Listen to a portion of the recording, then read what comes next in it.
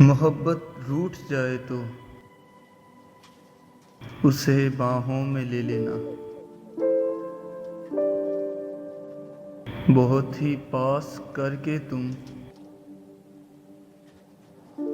उसे जाने नहीं देना।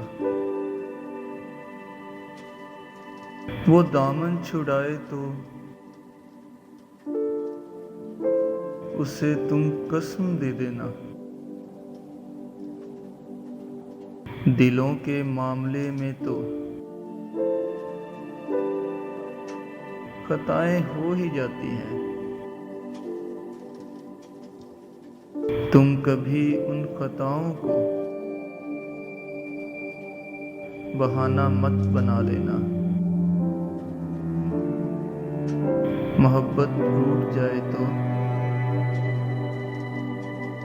उसे जल्दी मना लेना। मोहब्बत रूठ जाए तो